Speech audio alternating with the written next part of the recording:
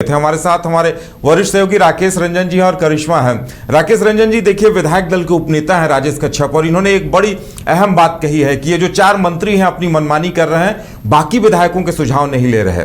जी हाँ, इससे पहले भी इस तरह की खबरें आती रही हैं और पहले भी जो है मंत्रियों के काम से नाराज़गी विधायकों की रही है। और जहाँ तक राजेश कच्छप का सवाल है, वो डिप्टी लीडर हैं सीएलपी के, तो वो उनका कहना है कि जब विधायक उनके पास आएंगे तो वो उनके साथ खड़े होंगे और विधायकों की आवाज़ बनकर वो दिल्ली गए हैं, ऐसा उनका कहना है। अब वो वहाँ पर पहुँचे हैं, केसी वेणुगोपाल से मुलाकात होना जो है वो बड़ी बात है, क्योंकि केसी वेणुगोपाल जो है अभी संगठन में बहुत मजबूत स्थिति में है। अब उनको कितना कन्विंस कर पाए हैं ये विधायक, ये तो आने वाले वक्त में पता चलेगा, क्योंकि पिछली जब सरकार थी उस वक्त भी हमने देखा था कि बार बार जो है विधायक जाते थे दिल्ली, लेकिन ऐसा कुछ बदलाव जो है वो हुआ नहीं था।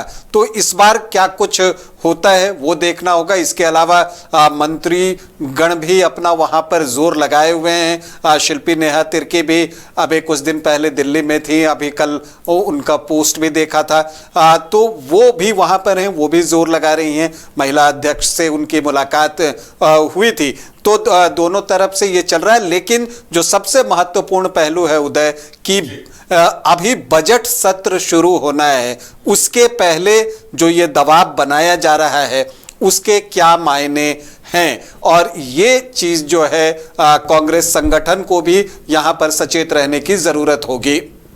अब बिल्कुल, बजट सत्र से पहले विधायकों की नाराजगी कहीं नासूर भी बन सकती है पार्टी के लिए।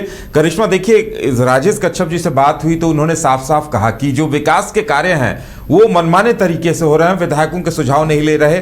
और विधायक, देखिए, उनका सीधे सीधे कहना है कि हम जिम्मेदार हैं जनता के प्रति, विकास कार्य होने चाहिए, जो कि मंत्री अपनी मनमानी तरीके से कर रहे हैं। और मंत्रियों के चेहरे बदलने के मुद्दे पर भी इन्होंने कहा है कि अगर आलाकमान को ऐसा फीडबैक मिलता है कि वो जनता की आकांक्षाओं पर खरे नहीं उतर रहे हैं तो ऐसा होना चाहिए। ये बड़ी बात है। जी उदय, देखिए, पहली दफा नहीं है कि कांग्रेस के विधायक दिल्ली गए हुए हैं और मंत्रियों के कामकाज को लेकर अपनी बात जो है वो आला कमान के समक्ष रख रहे हैं। इससे पहले भी कांग्रेस के कई विधायक दिल्ली गए हुए थे और उनका कहना था कि मंत्री जो है वो विधायकों की बात नहीं सुनते हैं, लिहाजा जो विधायक है वो जनता से कैसे कनेक्ट कर पाएंगे जब उनकी समस्या का निदान वो नहीं कर पाएंगे अपने मंत्रियों से कहकर। साथ ही साथ उनका यही कहना था कि विकास के कार्य अगर हो रहे हैं तो विधायक से राय नहीं लिए जा रहे हैं। इससे पहले भी यही मुद्दे के साथ विधायक जो है वो दिल्ली गए हुए थे। इस बार 5 विधायक जो है वो दिल्ली गए हुए हैं, केसी वेणुगोपाल से मुलाकात किए हैं, साथ ही साथ कई आला नेताओं से मुलाकात करेंगे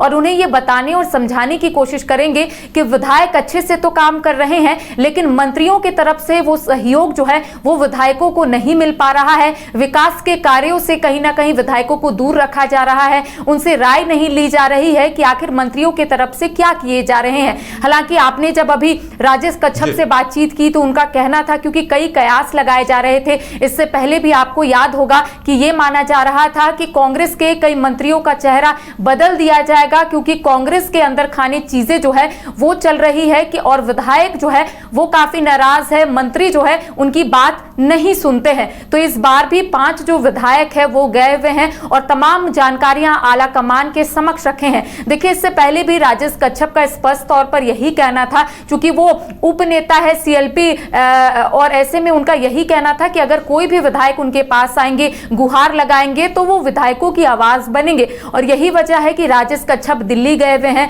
तमाम आला नेताओं से मुलाकात किए हैं। साथ ही आपने जब वो सवाल पूछा कि क्या इस बार मंत्रियों का चेहरा बदल दिया जाएगा, तो उनका कहना था कि ये डिसीजन जो है वो आला नेता ही लेंगे अगर उन्हें ऐसा लगेगा कि मंत्री ढंग से काम नहीं कर रहे हैं। साथ ही अगर आप कोई कांग्रेस कोटे के मंत्रियों से पूछिएगा तो उनका कहना होता है कि यह पत्रकारों का उपज है, लेकिन अगर आप विधायकों से जाकर पूछिएगा तो उनका यही कहना है कि हाँ, हम लोग नाराज हैं, हम लोग खुश नहीं है, क्योंकि मंत्री जो है वो अच्छे से काम नहीं कर रहे हैं, साथ ही विधायकों की बात जो है वो नहीं सुन रहे हैं, लिहाजा उनकी जो क्षेत्र की जनता है उनका समस्या का समाधान जो है वो नहीं निकल पा रहा है। तो देखिए, जब कल तमाम जो 5 विधायक है है वो रांची लौटेंगे तभी पता चलेगा कि आखिर उन्हें क्या आश्वासन मिला है। हालांकि इससे पहले भी आश्वासन मिला था, साथ ही तमाम मंत्रियों को दिशा निर्देश भी आला नेताओं की तरफ से मिला था कि आप लोग सबसे पहले जनता से कनेक्ट कीजिए, उनकी जो समस्या है उसका निदान कीजिए।